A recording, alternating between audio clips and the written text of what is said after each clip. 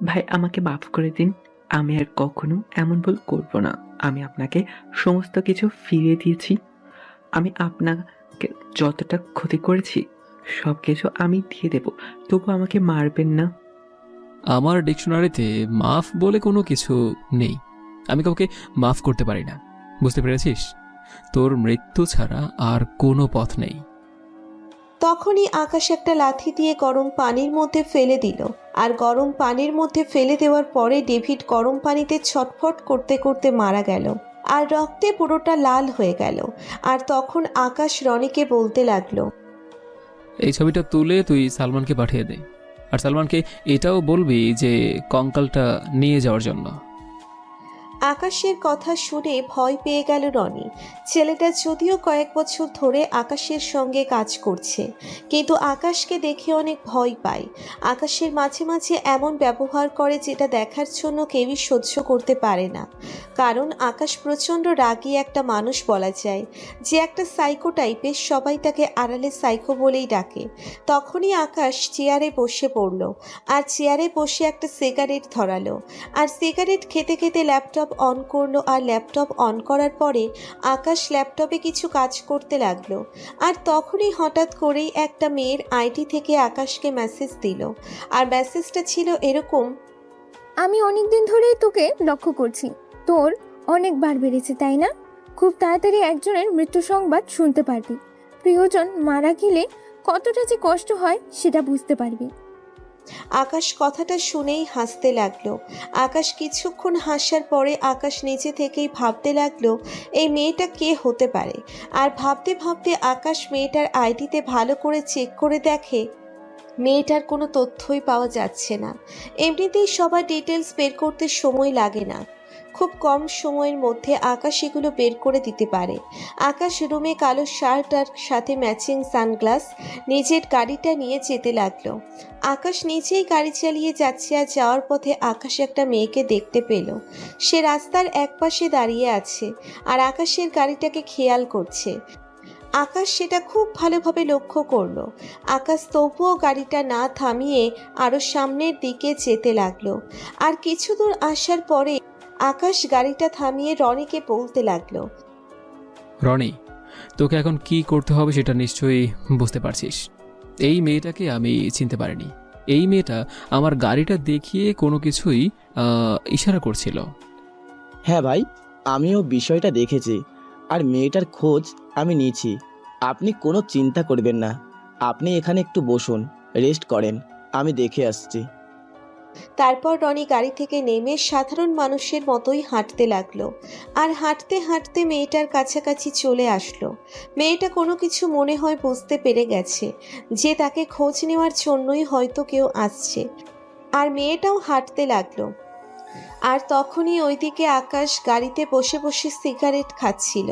আর তখনই একটা বোরখা পরা মেয়ে তার সামনে দিয়ে যেতে লাগলো। আকাশ মেয়েটার দিকে একটিবার নজর দিল। মেয়েটার অসম্ভব চোখ দেখে আকাশ নিজে নিজেই বলতে লাগলো, এমন মেয়েও আছে যে আমি তাকে আজ প্রথম দেখলাম। কে তুমি? আমার বুকের মধ্যে ঝড় তুলে গেলে। আকাশ কথাটা ধীরে ধীরে বললেও মেয়েটা কিন্তু তার কথা শুনে যায়। আর মেয়েটা কথা শুনতেই মেয়েটা আবারও পিছন ফিরে তাকালো। আর পিছন ফিরে তাকাতেই মেয়েটা একটু এগিয়ে আসে। আর আকাশ গাড়ি থেকে মাথাটা বের করে রাখছে। আর হঠাৎ করেই মেয়েটা এসে আকাশকে একটা থাপ্পড় দেয়। আর আকাশকে থাপ্পড় দিয়ে মেয়েটা বলতে লাগলো, এই, আপনার কি মেয়ে দেখলে এসব বলতে ইচ্ছে করে? আপনাদের মধ্যে কি লজ্জা শরম বলতে কোনো কিছু নেই? মেয়ে দেখলে কি এসব বলতে হবে? আপনাদের জন্যই আজকাল মেয়েরা তাদের নিরাপত্তা পায় না। আর কখনো কোনো মেয়ের সঙ্গে এরকম করবে না, বুঝতে পেরেছেন? নীলিমা মেয়েটা এই কথাগুলো বলেই চলে যেতে লাগলো। নীলিমা হন হন করে যাচ্ছে আর এটা আকাশ মুগ্ধ হয়ে দেখছে। আকাশের কখনো কোনো মেয়েকে এতটা ভালো লাগেনি। আকাশ একটা শক্ত মানুষ, কিন্তু মেয়েটা যে তার মনে জায়গা করে নিয়েছে এটা আকাশ ভালো করেই বুঝতে পারছে। আকাশ নিজের বুকের মধ্যে হাত দিয়ে আনমনে হাসতে লাগলো। আর তখনই রনি চলে আসলো। আর রনি এসে আকাশকে জিজ্ঞেস করলো, আরে ভাই, আপনি এভাবে হাসছেন কেন ভাই?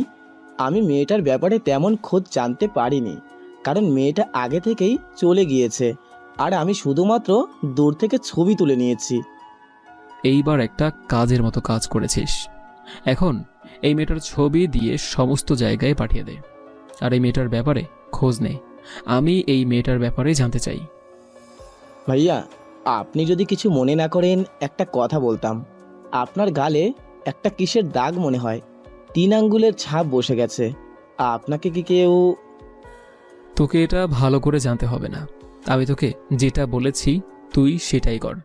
আর আমার গালে মশা বসে বসে ছিল, তাই নিজের গালে নিজেই থাপ্পড় মেরেছি। তারপর রনি ড্রাইভ করতে লাগলো আর আকাশ তার গাড়িতে হেলান দিয়ে শুয়ে শুয়ে মেয়েটার কথাই ভাবছে। মেয়েটার চলে যাওয়া আকাশের মনে হচ্ছে কোনোভাবেই ভুলতে পারছে না মেয়েটাকে। মেয়েটার চোখের দিকে তাকাতেই মনে হয় এক সমুদ্র সাগরের মধ্যে ডুবে গেছে সে। আকাশ এসব ভাবতে লাগলো, তার তখনই আকাশের ধ্যান ভেঙে যায় একটা কলের শব্দের কারণে। আর আকাশ তার ফোনটা হাতে নিয়ে দেখে মন্ত্রী সাহেব কল দিয়েছে। আর মন্ত্রী সাহেব কল দেওয়ার পরেই সাথে সাথে আকাশ কলটা রিসিভ করলো। আর আকাশ বলতে লাগলো, আমি আপনাকে কালকে কল দিয়েছি, কিন্তু আপনি আমার কলটা ধরেন নাই।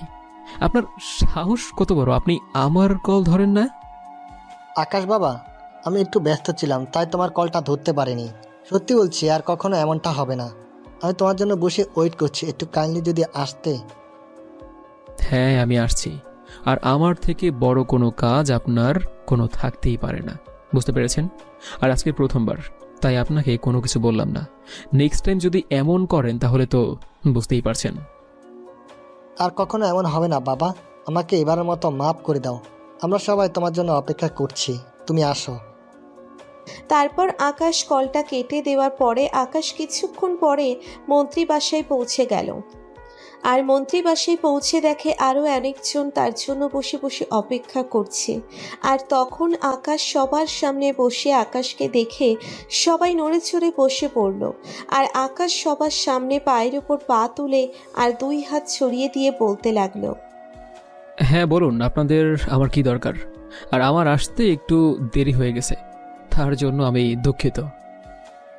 আসলে আমার বিপরীতে যে আছে ও অনেক সমস্যা করছে। আমি যখন কাজ করতে যাই মাঠে, তখনই আমাকে যে কোনোভাবে বাধা দেওয়ার চেষ্টা করে। আমার কয়েকটা ফ্যাক্টরি বন্ধ করে দিয়েছে, আমাকে মারার জন্য করছে। ঠিক আছে, আমি এটা করে দেব, বাট তার বিনিময়ে আমি কি পাবো আপনি বলে দিন, আপনার রাস্তা সম্পূর্ণ ক্লিয়ার হয়ে যাবে। তুমি আমাকে এই কাজটা করে দিতে পারলে তুমি যা চাও আমি তোমাকে তাই দিব। তুমি যত টাকা চাও আমি তোমাকে তত টাকা দেব। মন্ত্রী সাহেব, আপনি হয়তো ভুলে গিয়েছেন আমি আকাশ চৌধুরী। আমি নিজেই একটা ব্র্যান্ড, আমার কোনো টাকা পয়সার প্রয়োজন হয় না। আকাশ, আসলে ভুল হয়ে গেছে।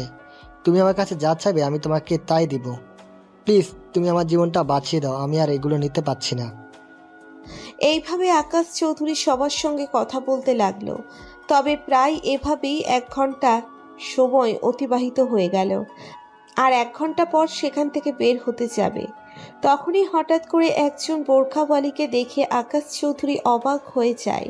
কারণ রাস্তার মধ্যে সেই বোরখাওয়ালি এই বাড়িতে কি করবে সে আকাশ থেকে পড়ছে। তারপর আকাশ চৌধুরী রনিকে বলে বিষয়টা দেখার জন্য। রনিও কোনো কিছু বুঝতে পারে, কারণ উনি আগে থেকে সন্দেহ করেছে। তারপর ওরা কিছুক্ষণ সেখান থেকে চলে আসে আর গাড়ি থেকে আকাশ চৌধুরীর মেয়েটাকে দেখছিল, কিন্তু তার সামনে গিয়ে কথা বলার আকাশের সাহস হয়নি। আকাশ চৌধুরী গাড়িতে হেলান দিয়ে আছে আর মেয়েটার কথাই চিন্তা করছে। আর কিছুক্ষণ পরেই তার বাসার সামনে এসে নামিয়ে দিল। আর আকাশ সুন্দরী গাড়ি থেকে নেমে চুপচাপ সামনের দিকে যেতে লাগলো। আর সকল সার্ভেন্ট তাকে সালাম দিতে লাগলো। আর সার্ভেন্টকে কফি দেওয়ার জন্য আকাশ একা একাই বলতে লাগলো, তোমার মধ্যে এমন কি আছে সেটা আমি জানি না, তবে তোমার চোখের দিকে তাকাতেই মনে হয় আমি বিশাল একটা সমুদ্রের মধ্যে চলে এসেছি। তারপর আকাশ কফি খেতে খেতে সময়টা পার করে দিল। আর কিছুক্ষণ পরেই রনি তার ফোনে কল দিল, কারণ আকাশের রুমে আসার জন্য অন্যরকম ব্যবস্থা করা হয়েছে। এটা অনেক আগে থেকেই আকাশ রনির কথা রিসিভ করলো। আর ওপাশ থেকে রনি বলতে লাগলো, ভাই, মেয়েটার নাম হলো নীলিমা। উনি মন্ত্রী সাহেবের একমাত্র কন্যা। উনি এই কলেজে অনার্স 2য় বর্ষের ছাত্রী। তবে মেয়েটা সবার থেকে আলাদা। আমি জানতে পেরেছি যে এই মেয়েটা কলেজের সবার মতো না। ও নিজে পর্দা করে চলাফেরা করে। অনেক ছেলে তার পেছনে পড়ে আছে, আজ পর্যন্ত কেউ তার মুখ দেখতে পারেনি। তাহলে আমারও ওই কলেজে অ্যাডমিশন নেওয়ার ব্যবস্থা করে দে, বুঝতে পেরেছিস? আর দরকার হলে প্রিন্সিপালের সঙ্গে কথা বল। প্রিন্সিপাল যদি বেশি বাড়াবাড়ি করে তাহলে যেভাবে পারবি আমার অ্যাডমিশন করে দে ওখানে, বুঝতে পেরেছিস? ভাই, আপনারা তো টেনশন করতে হবে না, আমি ব্যবস্থা করছি। আপনি আবার কোনো কিছু করতে গেলে আপনার মাথা গরম হয়ে যায়। থাক ভাই, আপনার কোনো কিছু করতে হবে না, আমি নিজেই আপনাকে ব্যবস্থা করে দিচ্ছি। তারপর আকাশ কল কেটে দেয়। আর আকাশে মনে হচ্ছে এবার যেন অনেকটা শান্তি লাগছে, কারণ কলেজে গিয়ে সে তার প্রিয় মানুষটাকে খুব কাছে থেকে দেখবে, তাকে অনেক জ্বালাবে। মেয়েটা এত সুন্দর করে কথা বলতে পারে আর কণ্ঠটা এতটা মধুর, এটা বলে বোঝানো সম্ভব না। এভাবেই সময়টা পার হয়ে যায়। আর রাতের বেলা আকাশ বাইরে থেকে বের হয়ে আসে, সে গোডাউনে চলে আসে। আর গোডাউনে এসে দেখে 2-3 জনকে ধরে এনেছে। আর 2-3 জনকে ধরে আনার পর আকাশকে বলতে লাগলো রনি। ভাই, ও সালমানের হয়ে কাজ করে, আর বাকিরাও ওর সহকারী। অনেক কষ্টে তাদেরকে ধরে এনেছি। ওরা অনেক দিন ধরেই আমাদের সঙ্গে এসব করছিল, আর ওরা নাকি সমস্ত ঘটনা জানে। আকাশ শোনার পরে আকাশ যেন মনের মধ্যে উথাল পাথাল শুরু হলো, কখন সে এটা শুনবে। আর আকাশ গিয়ে তাদের সামনে বসে, আর সামনে বসে একে একে জিজ্ঞেস করতে থাকে, কিন্তু তারা কোনো কিছুই বলছে না। আর তখন আকাশ একটার গলা টিপে ধরলো, আর গলা টিপে হাতের মধ্যে ছুরি দিয়ে কাটতে লাগলো। আর একটু পরেই সেখানে এসি দেওয়ার চেষ্টা করলো। আর তখনই ওখান থেকে একজন ভয় পেয়ে আকাশকে বলতে লাগলো, ভাই ভাই, আমাদেরকে আর কোনো কিছু করবেন না।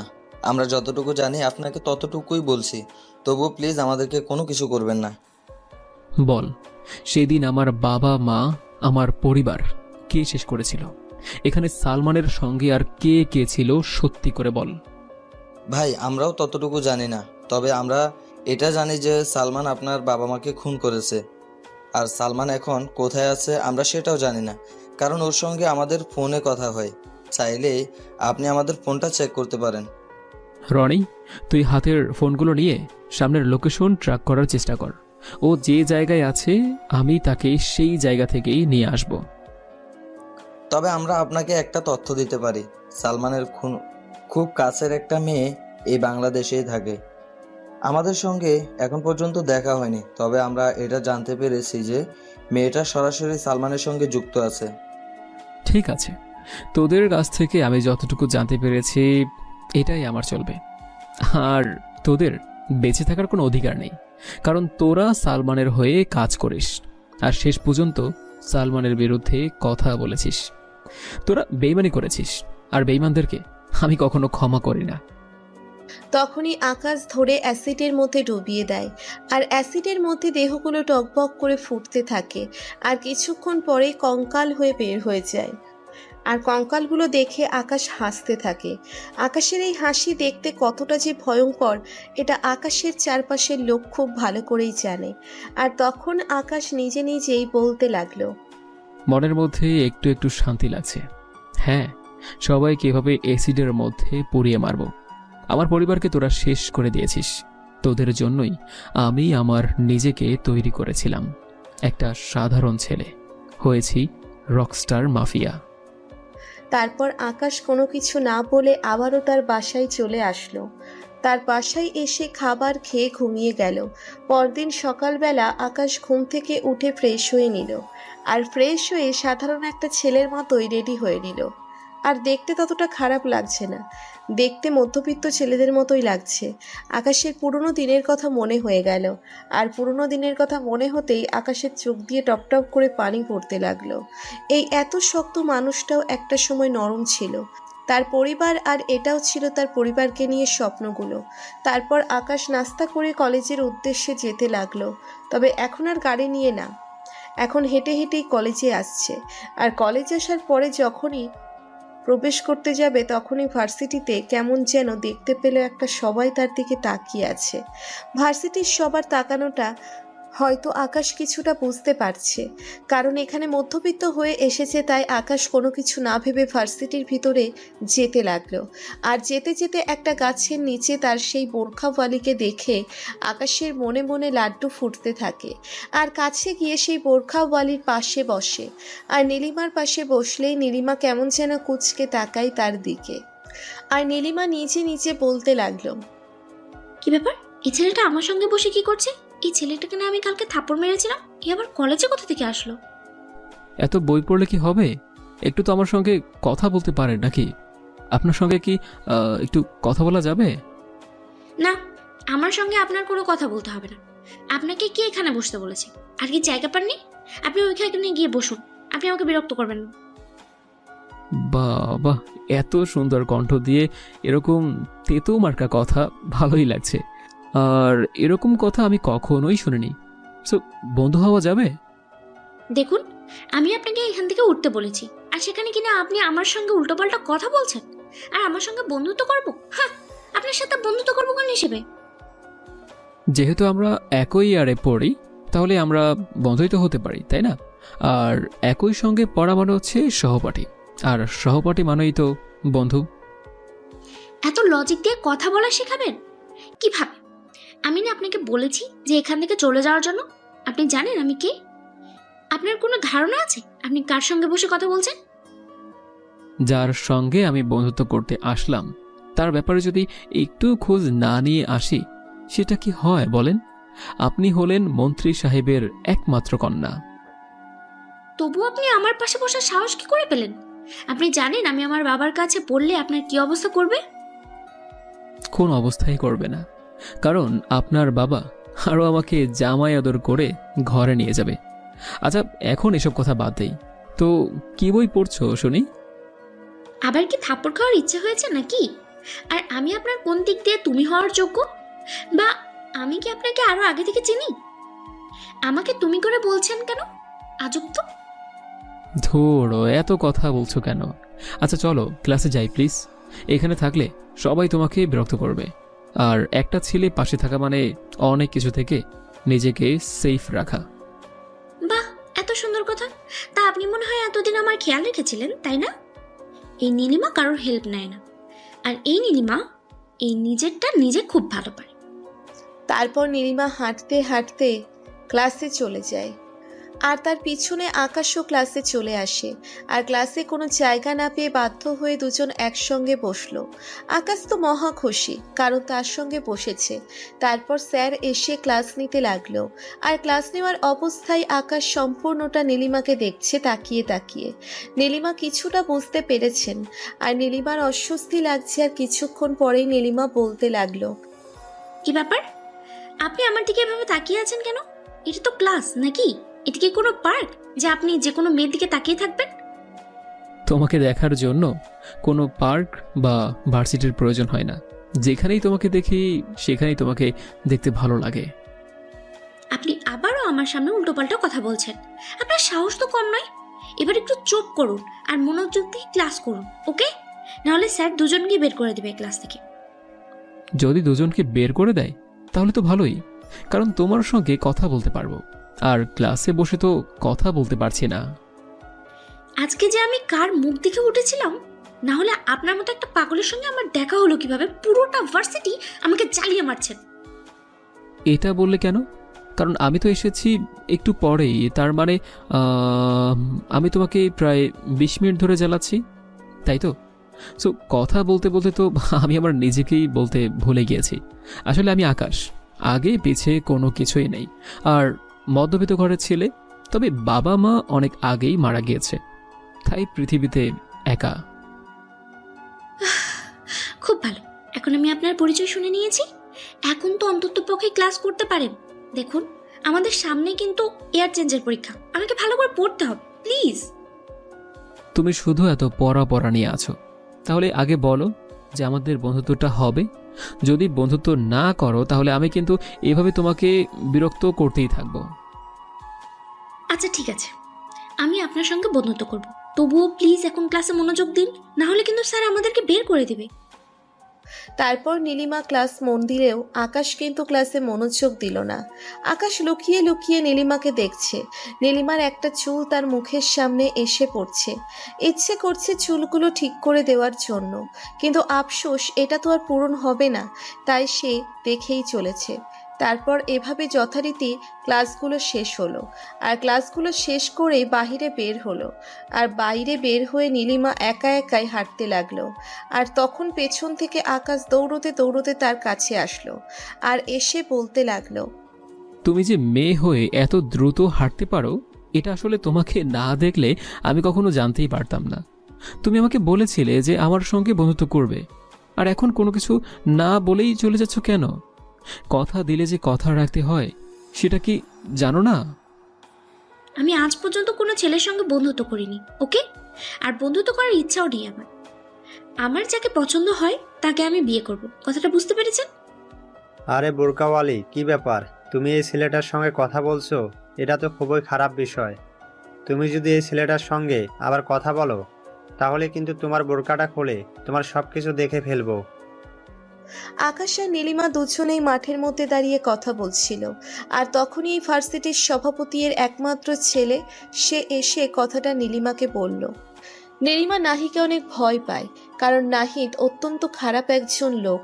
নাহিদের কথায় নীলিমা কোনো প্রতিবাদ করল না, আর আকাশ অবাক হয়ে তাকিয়ে আছে, কারণ তার সামনে নীলিমাকে এসব খারাপ কথা বলেছে। আকাশের অনেক রাগ উঠতে লাগলো। আকাশ চুপচাপ দাঁড়িয়ে রইল, আর দাঁড়িয়ে থাকার পর দেখলো নীলিমা কোনো কথা না বলেই চলে যেতে লাগলো, আর আকাশও তাকে কোনো কিছু বলল না। আর তখন নাহিদ আকাশকে বলতে লাগলো, তোর কত বড় সাহস! তুই আমার জানের সঙ্গে কথা বলছিস? তুই জানিস না আমি এই মেয়েটাকে খুব পছন্দ করি? আর এই ভার্সিটির কেউ সাহস পায় না তার সঙ্গে কথা বলার। আর আমি ছিলাম না দেখে তুই আমার জানের সঙ্গে কথা বললি।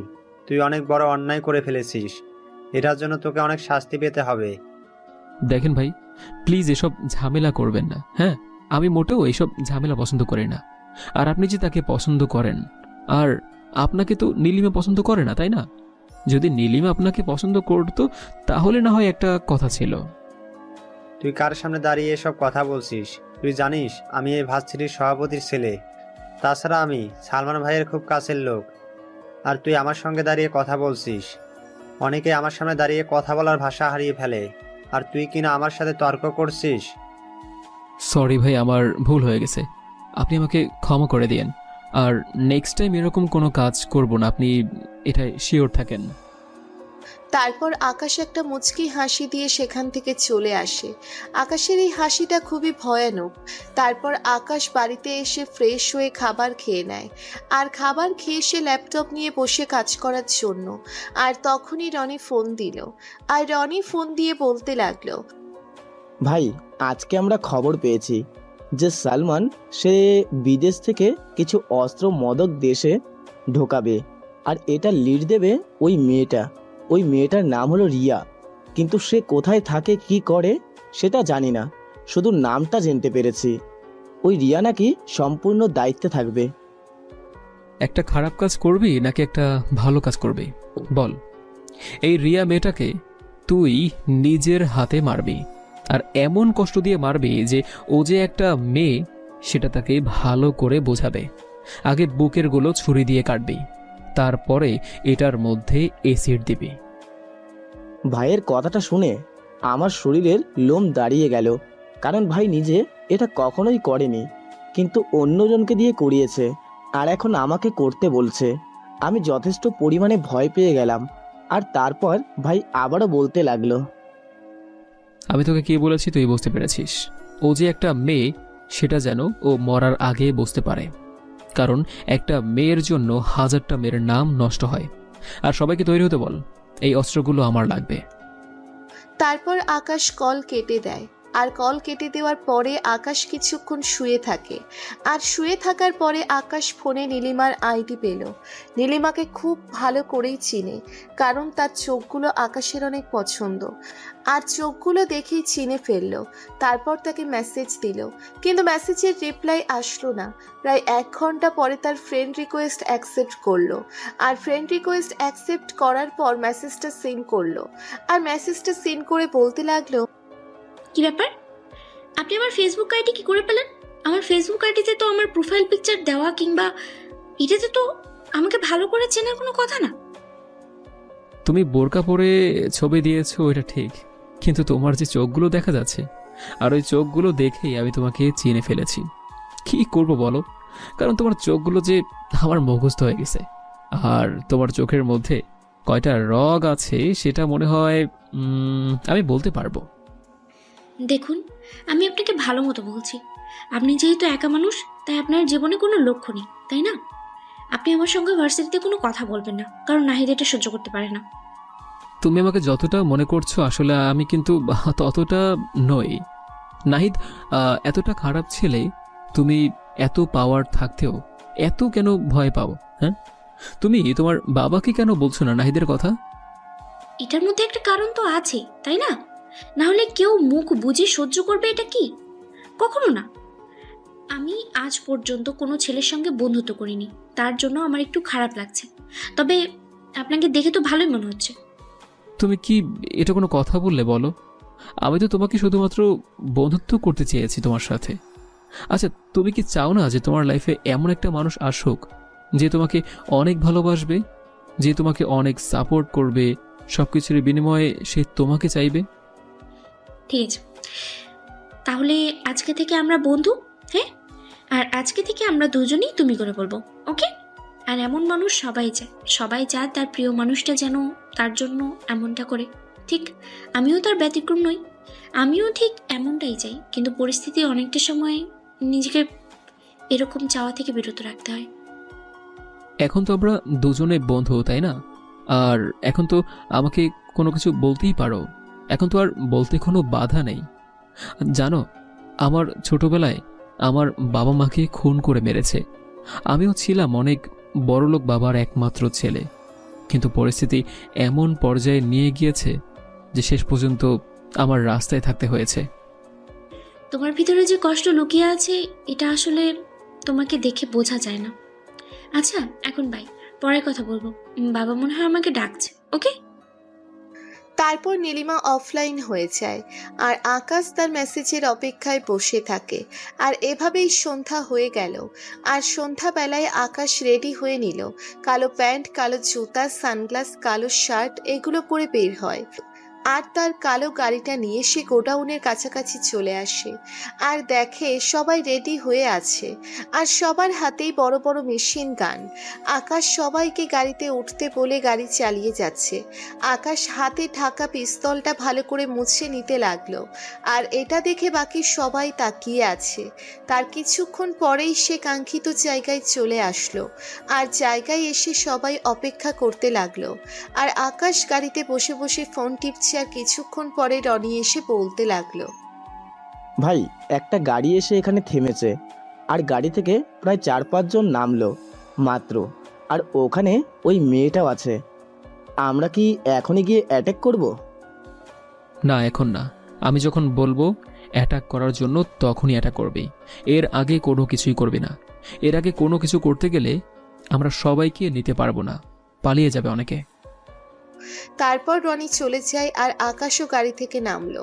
আর কিছুক্ষণ পরে আরও একটি ট্রাক আর সামনে থাকা আরও একটা গাড়ি আসলো আর গাড়ি থেকে প্রায় 6-7 জন লোক নামলো আর ট্রাকের মধ্যে থাকা 2 জন লোক নেমে আসলো। আর ওদের মধ্যে কি আলোচনা হলো সেটা দূর থেকে কোনো কিছু বোঝা যাচ্ছে না। আর আকাশ খুব ভালো করে দেখতে পেলেও এখানে ওই মেয়েটা আর নাহিদ ছেলেটাও আছে।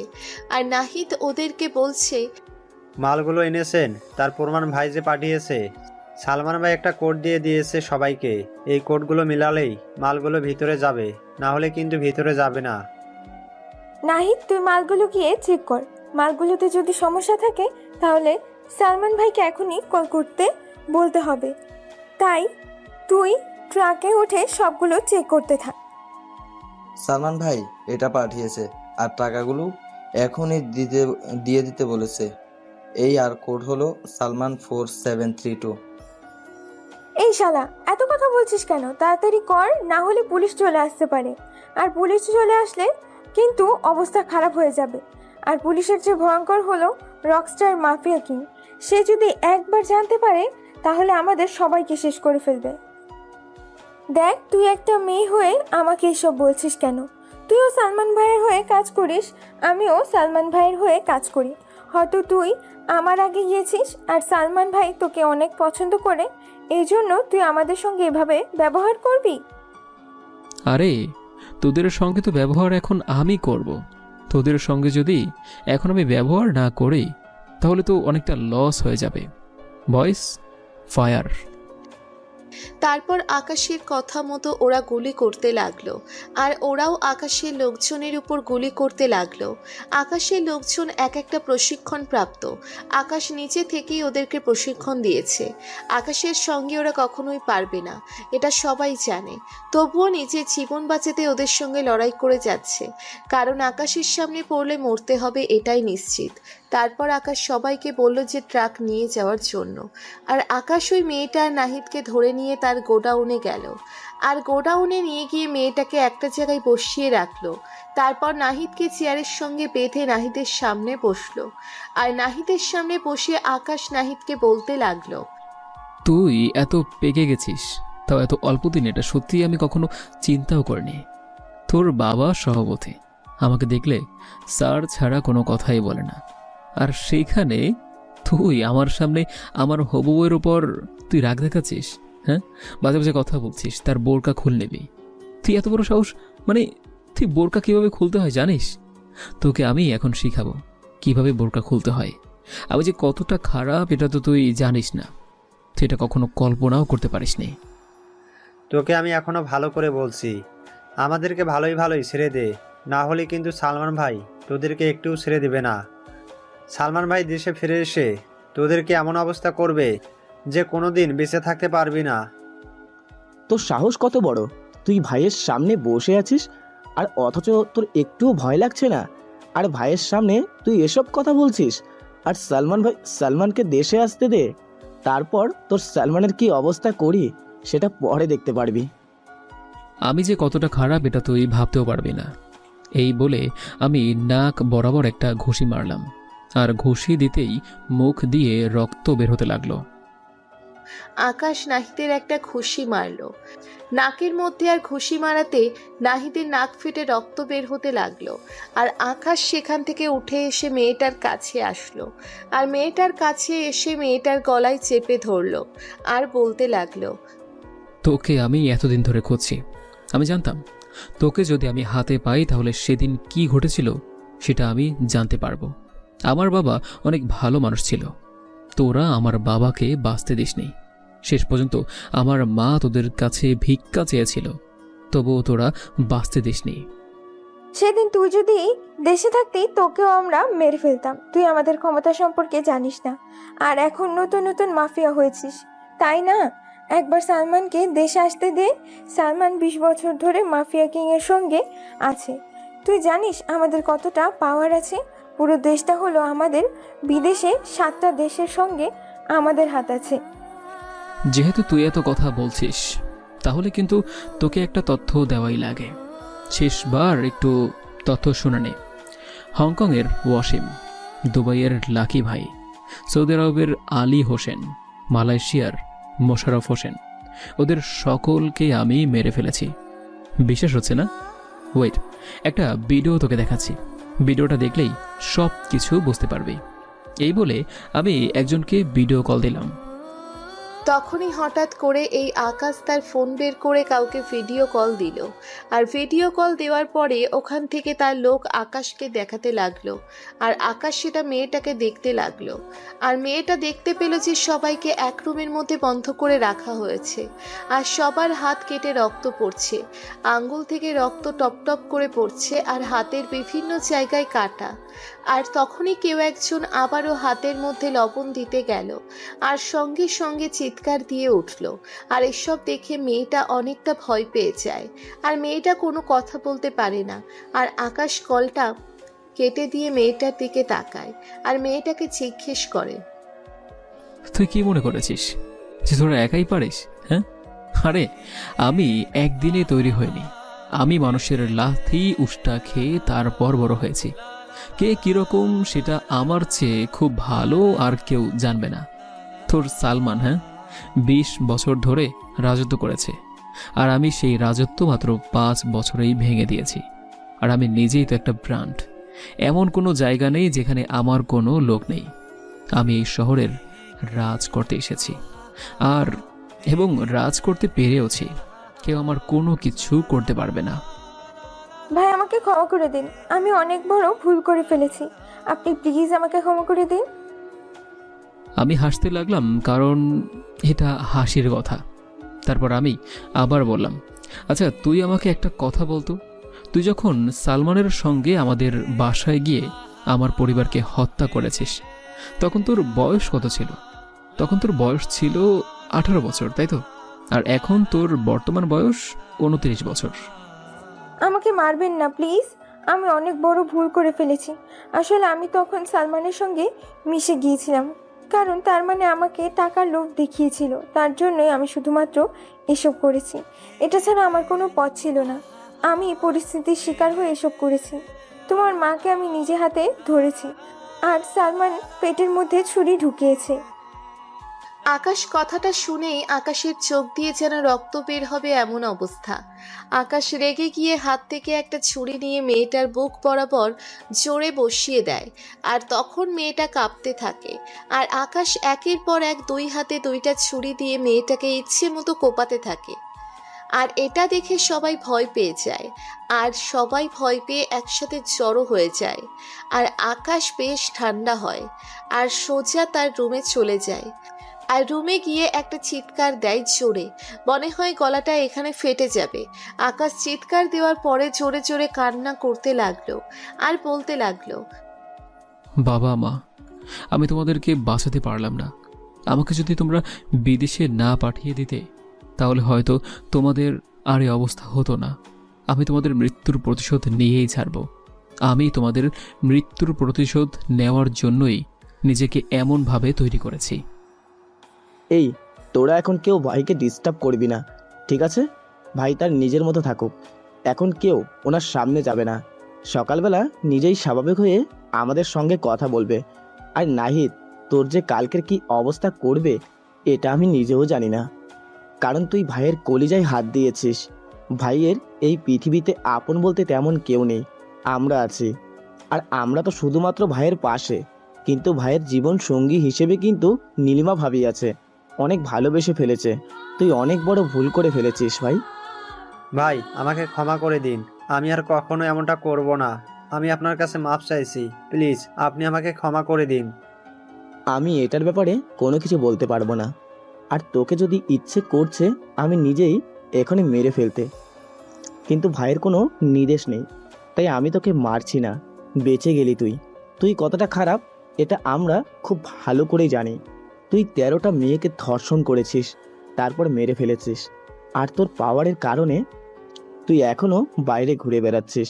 আর বাংলাদেশে তোদের মতো কিছু ছেলেরাই এভাবে মুক্তি পেয়ে যায়, আর নিঃসঙ্গে হয়ে যায় একটি একটি করে প্রতিটি মেয়ের জীবন। তোদের মতো ছেলেদের জন্যই মেয়েরা নিরাপদে থাকতে পারে না। আরে তোরা যদি এতই মন চাই তাহলে বিয়ে করে নিস না কেন? বিয়ে করে নিজের বউয়ের সঙ্গে যা ইচ্ছে তাই করিস, কিন্তু রাস্তার মধ্যে মেয়েগুলোকে কেন সর্বনাশ করিস? ওরা তো কারো কোনো ক্ষতি করেনি, ওরাও তো কারো না কারো মেয়ে, ওরা তো কারো না কারো আপনজন। গ্রামের মেয়েদের এসব করলে গ্রামের মেয়েদের আত্মহত্যা ছাড়া আর কোনো পথ থাকে না। আজ তোদের জন্য আমি আমার নিজের আপন বোনকে নিজের সামনে ধর্ষণ হতে দেখেছি। তখন আমার পাশে কেউ ছিল না, শুধুমাত্র ভাই পাশে ছিল। শেষ পর্যন্ত অনেক দৌড়াদৌড়ি করেও আমার বোনটাকে বাঁচাতে পারলাম না, কারণ আমার বোনটা আত্মহত্যা করে গিয়েছিল। আর হাসপাতালে নিতে নিতে অনেকটা দেরি হয়ে যায়। তারপর থেকে আমি ভাইয়ের সঙ্গে আছি। তারপর রনি কান্না করতে করতে চলে যায়, কারণ রনির বোনকেও ধর্ষণ করে মেরে ফেলা হয়েছে। আর সেই থেকে রনি আকাশের সঙ্গেই আছে। আর ওদিকে আকাশ কান্না করতে করতে কখন সে ঘুমিয়ে গেল সে নিজে বুঝতে পারল না। আর সকালবেলা ঘুম ভাঙল কারোর কলের শব্দে। আর আকাশ রিসিভ করলো, আর রিসিভ করতেই ওপাশ থেকে মিষ্টি কণ্ঠে কেউ বলতে লাগলো, কি ব্যাপার, তুমি এখনো ঘুমিয়ে আছো? আরে তাড়াতাড়ি কলেজে এসো। তোমার নাম্বারটা পাওয়ার জন্য আমার কতটা কষ্ট করতে হয়েছে। ফেসবুকে ঘাটাঘাটি করে তোমার নাম্বারটা পেয়েছি। আরে তুমি আমাকে কল দিবে, এটা তো আমি কখনো আশাও করিনি। আমি তো ভেবেছিলাম তুমি আমার সঙ্গে ভালোভাবে কথাই বলবে না, কিন্তু এখন দেখছি তুমি নিজেই আমাকে কল দিয়েছো। আমার তো কেমন জানি বিশ্বাসই হচ্ছে না, আমি কি স্বপ্ন দেখছি? আরে স্বপ্ন কেন দেখবে, আমি এমনি তোমাকে কল দিয়েছি। আসো কলেজে এসো, তোমার জন্য অপেক্ষা করছি। তারপর আকাশ কল কেটে দেয়। আর কল কেটে দেওয়ার পরে আকাশ খুশিতে নাচতে থাকে, কারণ নীলিমা তাকে কল দিয়েছে যে নীলিমা কাল পর্যন্ত তার সঙ্গে কথা বলতে চাইতো না, এখন সে নিচে থেকেই তাকে কল দিয়েছে। এইভাবে আকাশ তাড়াতাড়ি করে রেডি হয়ে ভার্সিটি চলে গেল। একটা ছেলের সঙ্গে বসে বসে গল্প করছে, আর এটা দেখে আকাশের বুকের মধ্যে কেমন যেন ছটফট করতে লাগলো। আর তখন আকাশ সামনে এগিয়ে যেতে লাগলো, আর আকাশ সামনে এগিয়ে যাওয়ার পরে দেখতে পেল নীলিমা হাতের মোজা খুলে ছেলেটার হাত ধরলো। আর ছেলেটার হাত ধরতেই আকাশের চোখ দিয়ে টপ টপ করে জল পড়তে লাগলো, কারণ আকাশ তো তাকে নিয়ে ভালো থাকতে চেয়েছিল, কিন্তু সে কেন তার ভালোবাসাটা বুঝলো না। আর আকাশকে দেখেই নীলিমা ডাক দিল, আর ডাক দেওয়ার পরে বলতে লাগলো, আসলে তোমাকে কল দিয়েছি একটা সারপ্রাইজ দেওয়ার জন্য। তুমি তো আমার প্রথম ছেলে বন্ধু, তাই না? তাই ভাবলাম তোমাকে একজনের সঙ্গে পরিচয় করিয়ে দিই। বাসা থেকে ওর সাথে আমার বিয়ে ঠিক করেছে, আর আমার সঙ্গে ওর প্রথম দেখা, তাই ভাবলাম তোমাকে নিয়ে আসি। তোমারও দেখা হয়ে গেল। আর স্বামী, তোমার সঙ্গে ওর পরিচয় করিয়ে দিই। ও হচ্ছে আকাশ, আগে পিছে কোনো কিছুই নেই, আমরা একই সঙ্গে পড়াশোনা করি।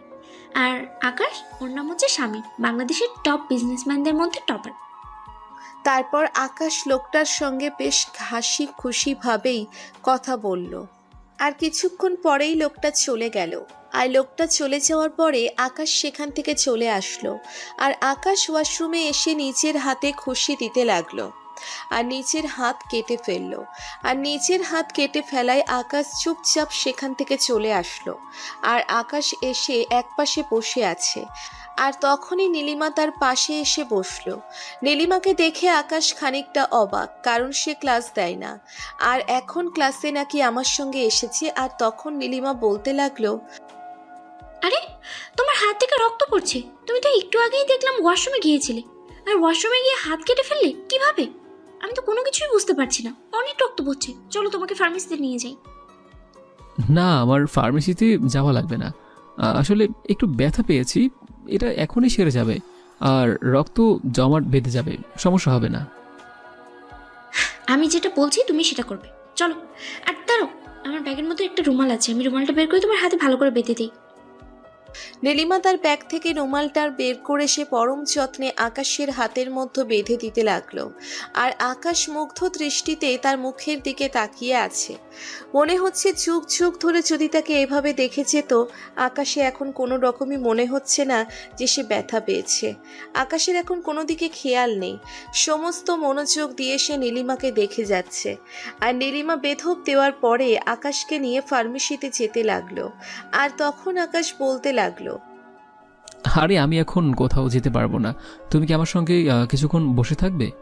চলো না, গিয়ে পুকুর পাড়ে বসে থাকি। আর তুমি তো বেঁধে দিয়েছো, তাই না? সো কোনো কিছু হবে না। তারপর নীলিমা কোনো কিছু বলল না। আর নীলিমা আর আকাশ দুজনেই তার পাশে নীরবে হেঁটে যাচ্ছে। আকাশের মনে হচ্ছে তার এর চেয়ে সুখের মুহূর্ত আর কখনোই ছিল না তার কখনো।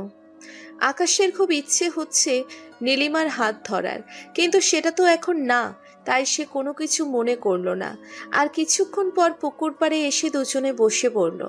আর দুজনে বসে বসে নানা রকম গল্প করছে। আরও গল্প করার মধ্যে মাঝে মাঝেই হেসে দিচ্ছে। আর হাসির কথাটা শুনে আকাশের এতটা ভালো লাগলো সেটা বলে বোঝানো সম্ভব না। আকাশের মনটা জুড়িয়ে গেল। আকাশের খুব ইচ্ছে করছে নীলিমাকে দেখার, কিন্তু সব ইচ্ছে তো আর এখন পূরণ হবার নয়। তারপর দুজনে বেশ অনেকক্ষণ গল্প করে আকাশ নীলিমাকে গাড়িতে তুলে দিয়ে সে তার নিজের গাড়িতে করে বাসায় চলে আসে। তার বাসায় এসে আকাশ ফ্রেশ হয়ে খাবার খেয়ে নিল। আর খাবার খেয়ে নীলিমার সঙ্গে মেসেজে কথা বলতে লাগলো। আকাশের এখন মনেই নেই নীলিমার বিয়ে ঠিক হয়ে গেছে, সামনের মাসেই তাদের বিয়ে। আর আকাশ মাঝে মধ্যে তার হাতের উপর হাত বুলাচ্ছে, কারণ নীলিমা নিজের হাতে রুমালটা বেঁধে দিয়েছে। আকাশ এসব কথাই হচ্ছে আর আনমনে হেসে দিচ্ছে। আর তখনই আকাশের ফোনে একটা কল আসলো, আর আকাশ দেখতে পেলেও তাকে রনি কল দিয়েছে। আর রনির কলটা রিসিভ করলো, আর রিসিভ করার পরে রনি ওপাশ থেকে বলতে লাগলো, ভাই, আমি এইমাত্র খবর পেয়েছি সালমান বাংলাদেশের উদ্দেশ্যে রওনা দিয়েছে। সে আজকেই বাংলাদেশে প্রবেশ করবে। আপনি একটু তাড়াতাড়ি গোডাউনে আসলে ভালো হয়। আমি এখন আসতে পারবো না, আমি এখন ব্যস্ত আছি। ওকে, আর আমি সন্ধ্যার সময় আসব। তোরা যে যার মতো প্রস্তুতি নিয়ে রাখ, আর আমার যত লোক আছে সবাইকে একসঙ্গে জড়ো করবি। সবার সঙ্গে আমার মিটিং আছে। তারপর রনি কল কেটে দিল। আর রনি কল কেটে দেওয়ার পরেও সে সবাইকে ফোন করতে লাগলো, আর ফোন করে যত লোক আছে তাদের সবাইকে সন্ধ্যার সময় গোডাউনে হাজির হওয়ার কথা বলছে। আর ওদিকে আকাশ আর নীলিমা কথা বলতে লাগলো। আকাশ অনেক মজা করতে লাগলো, সময়টা পার হয়ে যায়।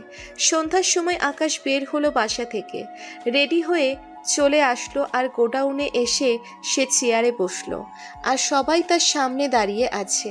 আর আকাশ সেখানে বলতে লাগলো, তোমরা আমার হয়ে অনেক দিন ধরেই কাজ করছো। আমি তোমাদের কাছে অনেক কৃতজ্ঞ, কারণ তোমরা নিজের জীবন বাজি রেখে আমাকে সময় দাও, আমার জীবন রক্ষা করো। আর বিশেষ করে সিয়াম, রনি, সাব্বির, পিয়াস, তোরা সবসময় আমার পাশে থাকিস। ভাই, আমরা আপনাকে ভালোবাসি, আর ভালোবাসি বলেই আপনার সঙ্গে সব সময় থাকি। ভাই, আমরা সারা জীবন আপনার সঙ্গে থাকতে চাই। আজকে তোদেরকে এখানে ডেকেছি একটা গল্প শোনানোর জন্য। আমি যখন ইন্টারে পরীক্ষা দিলাম তখন বাবা বলল, তোর বাংলাদেশে থাকার দরকার নেই, তুই বিদেশে গিয়ে পড়াশোনা কর। তো বাবা ছিলেন একজন জর্জ, বাবা চাইতেন আমি উচ্চ শিক্ষিত হই, আর সেরকম মায়ের ইচ্ছেও ছিল। আর আমি চলে আসি লন্ডনে পড়াশোনা করার জন্য। আর লন্ডনে আসার পরে সম্পূর্ণ মনোযোগ দিলাম পড়াশোনায়, কারণ যেহেতু বাবা আমাকে এত আশা করে পাঠিয়েছিল। আর ওদিকে বাবার সঙ্গে যে ঝামেলা চলছে এটা আমি জানতামই না। আর এই ঘটনা জানতে পেরেছি বাংলাদেশে ফেরার পরে। একদিন আমি ভার্সিটি শেষ করে বাসায় ফিরলাম, আর তখনই বাংলাদেশ থেকে মা কল দিল। আর মা কল দিয়ে বলতে লাগলো বাড়িতে অনেক সমস্যা হচ্ছে, একবার যেন বাড়িতে আসি। আর বাবাকে নাকি কেউ মেরে ফেলতে চাচ্ছে। আমি মায়ের কথায় ভয় পেলাম না, কারণ বাবা ছিল জর্জ, এমন কোনো লোক নেই যে বাবাকে চেনে না। তাই বাবাকে নিয়ে আমার অতটা টেনশন নেই। তারপর এভাবে আরও 3টা মাস পার হয়ে যায়।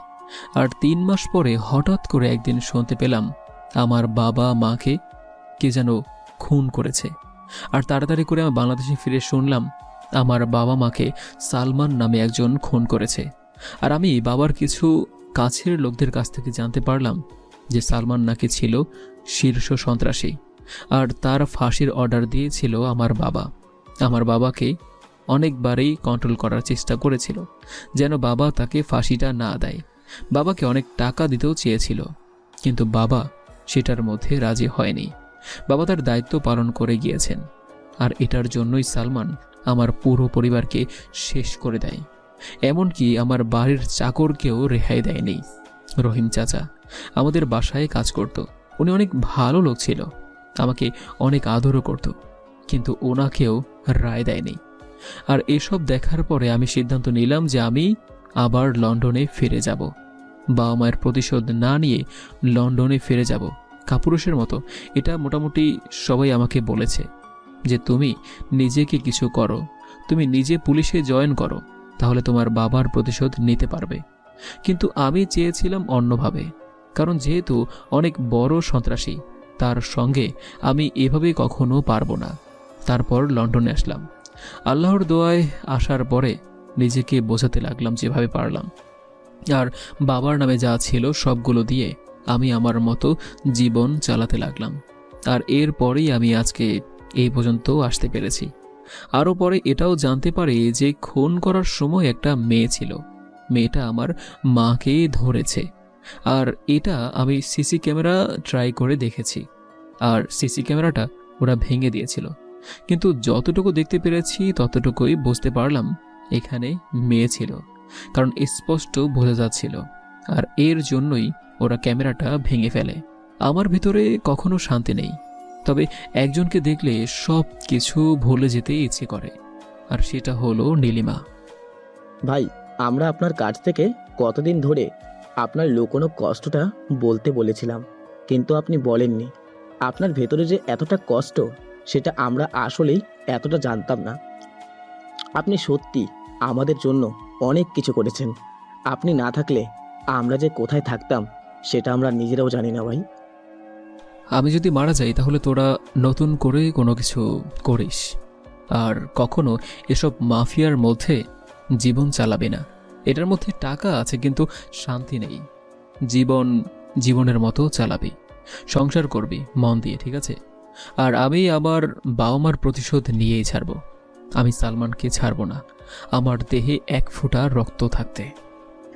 এভাবে আকাশ ওদের সঙ্গে কথা বলতে থাকে। আর কিছুক্ষণ কথা বলে হঠাৎ করে নীলিমার কল চলে আসলো আকাশের ফোনে। আর আকাশ কলটা রিসিভ করলো। আর কলটা রিসিভ করার পরে ওপাশ থেকে নীলিমা আকাশকে বলতে লাগলো, আমি আজকে অনেক খুশি, কারণ ও আমার জন্য একটা ডায়মন্ডের নেকলেস পাঠিয়েছে। সত্যি এমন গিফট আমি কখনো পাইনি। কাউকে ডায়মন্ডের রিং দিলেই যে সে অনেক ভালোবাসবে এমন তো কোনো কথা নেই, তাই না? কারণ গিফট সবাই দিতে পারে, আর কোনো গিফটের উপর দিয়ে ভালোবাসার প্রমাণ হয় না। হ্যাঁ, এটা অবশ্য ঠিক। তবে আমি আসলে এই বিয়েতে রাজি নই। শুধুমাত্র বাবার জন্য আমি রাজি হয়েছি।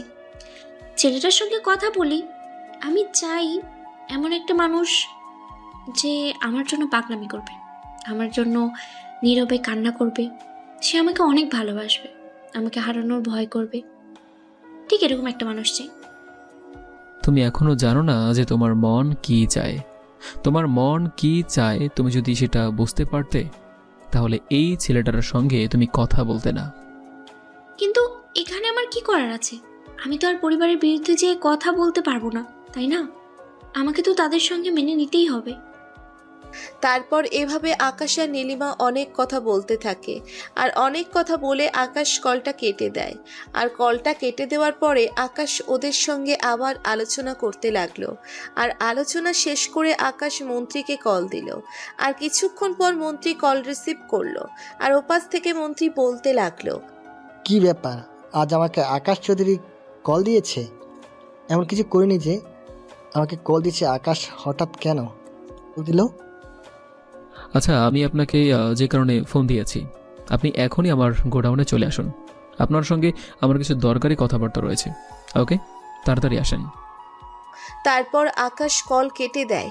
আকাশ কল কেটে দেওয়ার পরে মন্ত্রী চিন্তা করলো কি এমন কথা থাকতে পারে, কারণ আকাশের আগে কখনো এভাবে ডাকেনি। তারপর মন্ত্রী সাহেব আর কোনো কিছু চিন্তা না করে গাড়ি নিয়ে তার বডিগার্ডদের নিয়ে আকাশের গোডাউনের দিকে আসতে লাগলো। আর কিছুক্ষণ পর আকাশের গোডাউনের সামনে এসে গাড়ি থেকে নেমে আকাশকে দেখতে পেল। সে চেয়ারে বসে বসে সিগারেট খাচ্ছে। আর মন্ত্রী সাহেব গিয়ে চেয়ারে বসলো। আর তখন আকাশ মন্ত্রী সাহেবকে বলতে লাগলো, আপনাকে এখানে ডেকে এনেছি, আমার কিছু জরুরি কথা আছে। আপনি নাকি নীলিমাকে অন্য জায়গায় বিয়ে দেওয়ার চিন্তা করছেন? হ্যাঁ, আপনি অন্য জায়গায় বিয়ে দিতে পারবেন না। হঠাৎ করে তুমি এই বিষয়টা কেন জানলে? আমার মেয়ে বড় হয়েছে, আমার ইচ্ছা অনুযায়ী বিয়েটা ঠিক করেছি, সেটা অনেক ভালো। তুমি কেন বিয়ের মধ্যে বাধা দিচ্ছ? আমি তো কোনো কিছু বুঝতে পারছি না। কারণ আমি আপনার মেয়েকে বিয়ে করতে চাই। আমি আপনার মেয়েকে অনেক ভালোবাসি। তার জন্য আপনি আপনার মেয়েকে অন্য কোথাও বিয়ে দিতে পারবেন না। তোমার মতো ছেলের হাতে আমি কখনো আমার মেয়েকে তুলে দিতে পারি না। আমি তোমার কাছে আমার মেয়েকে তুলে দিয়ে আমি কখনো নিরাপদে থাকতে পারবো না। আমার মেয়েটাকে নিয়ে অনেক চিন্তা হবে। মন্ত্রী সাহেব, আপনি ভালো করে জানেন যে আমি না শোনাটা একদম পছন্দ করি না, তবু আপনি আমার সামনে এসব কথা বলছেন। আর এখন আমি সহ্য করছি, কারণ নীলিমার জন্য। তুমি অন্য কাউকে বিয়ে করো, আমার মেয়েটাকে আমি তোমার সঙ্গে বিয়ে দিতে পারবো না। প্লিজ, এটা নিয়ে তুমি আমার উপরে জোর করো না। আর আমার মেয়ে তো তোমাকে পছন্দ করে না। যদি পছন্দ করতো তাহলে একটা কথা ছিল। দেখুন, আমি যেটা বলেছি আপনি সেটাই করবেন। এর বিপরীতে যদি কোনো কিছু করার চেষ্টা করেন তাহলে আমার চেয়ে খারাপ আর কেউ হবে না। আমি ভুলে যাব যে আপনি নীলিমার বাবা। একথা বলেই আকাশ অনেকটা রেগে যায়। আর আকাশ রেগে যাওয়ার পরে মন্ত্রী সাহেব কোনো কথা বলল না। মন্ত্রী সাহেব চুপচাপ চলে গেল। আর আকাশ এইদিকে রাতের খাবার খেলো। আর রাতের খাবার খেয়ে বাসায় এসে ঘুমিয়ে গেল। পরদিন সকালবেলা ঘুম থেকে উঠেই নীলিমার মেসেজ পেল। আর নীলিমার মেসেজ পেয়ে অনেকটা খুশি হয়ে গেল, কারণ ঘুম থেকে উঠেই প্রিয় মানুষটার মেসেজ। আর এভাবেই পার হয়ে গেল বেশ কয়েকটা দিন। এই কয়েকদিন ঢাকা সম্পূর্ণ নীলিমার মধ্যে। ইউটিউবে ছিল, বাহিরে কি হচ্ছে না হচ্ছে সেই দিকে কোনো খেয়ালই ছিল না তার। একদিন নীলিমার সঙ্গে এসে পার্কে বসে রয়েছে, আর দেখতে দেখতে বিয়ের দিন ঘনিয়ে আসলো। আর হঠাৎ করেই নীলিমা আকাশকে বলতে লাগলো, বাবা আমার বিয়ে মনে হয় ভেঙে দিয়েছে। আমাকে আজকে সকালে মা বলল যে বিয়েতে নাকি কোনো একটা সমস্যা হয়েছে, তার জন্য বিয়েটা এখন দিতে পারবে না। কথাটা শোনার পরে আকাশ অনেক খুশি হয়ে গেল। আকাশের ইচ্ছে করছে এখনই ডান্স করতে, কারণ তার প্রিয় মানুষটা চলে যাবে। এটার জন্য অনেক কষ্ট হয়েছিল, আর এখন আর কোনো চিন্তা নেই। ও আচ্ছা, তাহলে তো ভালোই হলো। আর শোনো, আমি তোমাকে একটা কথা বলতে চাই। জানি না তুমি কথাটা কিভাবে নেবে, কিন্তু কথাটা না বললে আমি অনেকটা শান্তি পাচ্ছি না। আমি তোমাকে ভালোবেসে ফেলেছি, তোমার সঙ্গে থাকতে চাই। একটা মেয়েকে যদি ইমপ্রেস করতে হয় তাহলে মেয়েটার জন্য অনেক কিছুই করতে হয়। তুমি যে আমাকে ভালোবাসো এই কথাটার অর্থ তুমি ভালো করে আমাকে বললে না, তা আমি তোমাকে কি দেখে ভালোবাসবো? আমি সত্যি বলছি, আমি তোমাকে ভালোবেসে ফেলেছি। আমি তোমাকে ঠিক কতটা ভালোবাসি এটা তোমাকে বলে বোঝাতে পারবো না। কিন্তু আমি যে তোমাকে ভালোবাসতে পারবো না। তোমার সঙ্গে আমি শুধুমাত্র বন্ধুত্ব করেছি, আর বন্ধুত্ব করেছি বলেই তোমায় এতদিন খেয়াল রেখেছি, তোমার সঙ্গে ঘুরেছি। তা বলে আমি তোমাকে ভালোবেসে ফেলেছি এটা তুমি কেন মনে করলে? আকাশ কথাটা শোনার পরে আকাশের ইচ্ছে করছে এখনই মরে যাওয়ার জন্য, কারণ এই কথাটা নীলিমার কাছ থেকে আশা করেনি। সে আকাশ অন্য কিছু আশা করেছিল, যে নীলিমা তাকে ভালোবাসে। আর তখনই নীলিমা কোনো কিছু না বলে সে চলে যেতে লাগলো, আর আকাশ সেখানেই কান্না করতে লাগলো। ছেলেটা সত্যিই অনেকটা পাগল। প্রতিদিন তার খেয়াল রাখা, কারোর সঙ্গে কথা না বলতে নিষেধ করা, কেউ যদি কথা বলে তাকে ইচ্ছে মতো পিটানো, এসব আকাশ মন থেকে করত, কারণ সে নীলিমাকে প্রচণ্ড পরিমাণে ভালোবাসে। মাঝে মাঝে নীলিমা তাকে সাইকো বলে। আকাশ এখান থেকে উঠে তার বাইক নিয়ে সে প্রচণ্ড গতিতে বাইক চালাতে লাগলো, আর সে কোনো দিকে যাচ্ছে সে নিজেও জানে না। আর হঠাৎ করেই একটা বিপরীত দিক থেকে ট্রাক এসে তাকে ধাক্কা দিল, আর ধাক্কা দিতেই তার বাইক চূর্ণ বিচূর্ণ হয়ে গেল, আর সে রাস্তায় একপাশে পড়ে গেল, আর নাক মুখ দিয়ে রক্ত বের হতে লাগলো। আর তখনই পিয়াস গাড়িতে করে যাচ্ছিল, আর তখনই আকাশকে দেখে তারপর পিয়াস আকাশকে নিয়ে হাসপাতালে চলে আসে, আর এমার্জেন্সিতে ভর্তি করে আকাশকে অপারেশন থিয়েটারে নিয়ে যায়।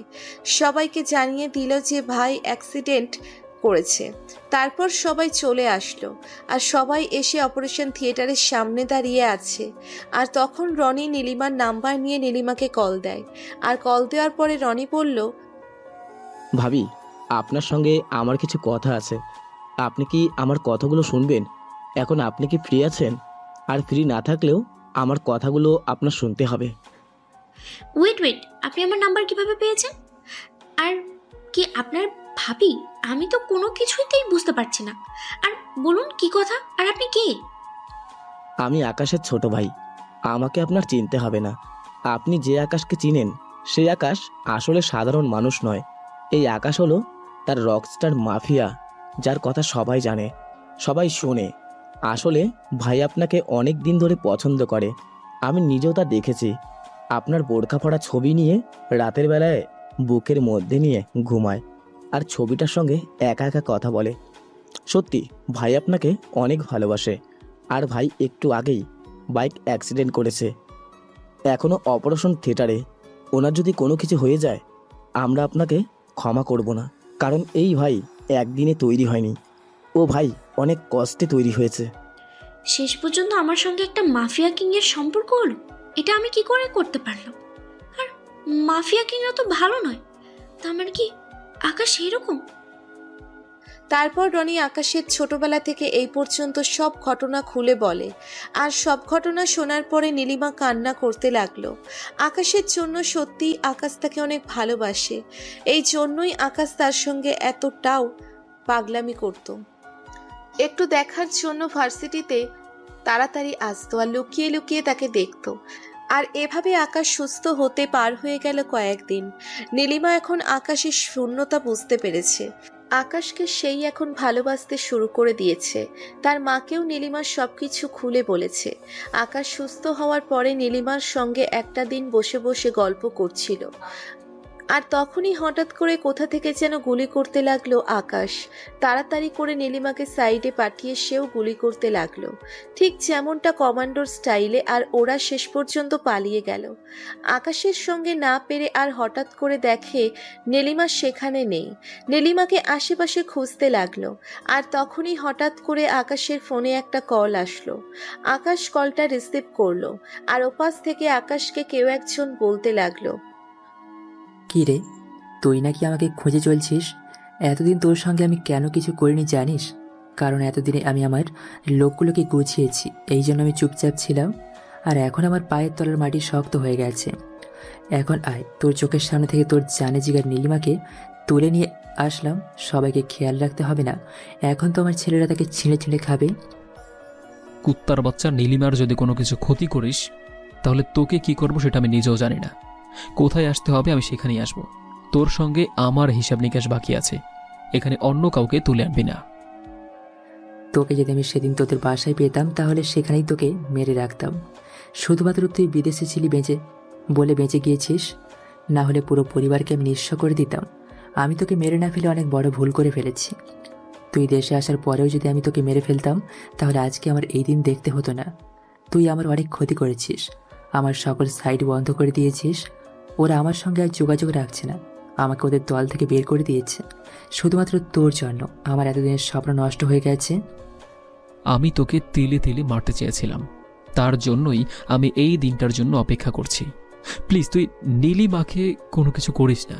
তোর সঙ্গে যা ঝামেলা সব আমার। বল কোথায় আসতে হবে।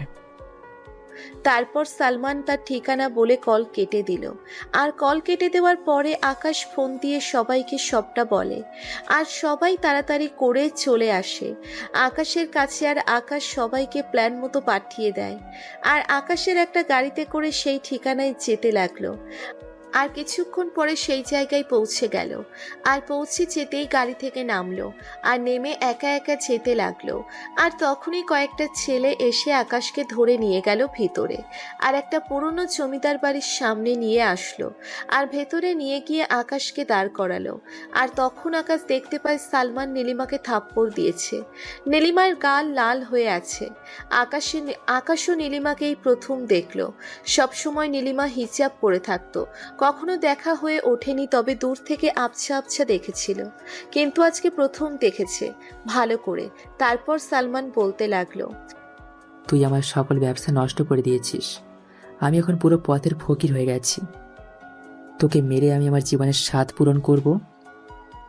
এই ইচ্ছে তোর কোনো দিনই পূরণ হবে না।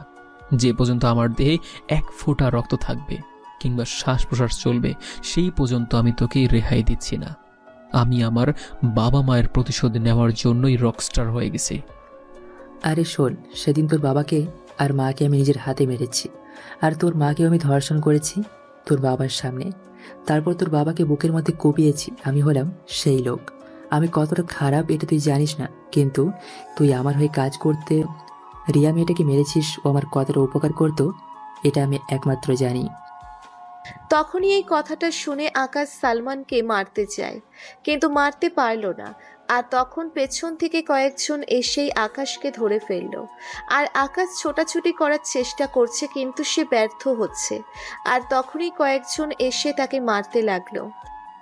আর অনবরত মারতে মারতে আকাশকে মাটিতে শুইয়ে দিল। আর আকাশ মাটি থেকে উঠতে পারছে না।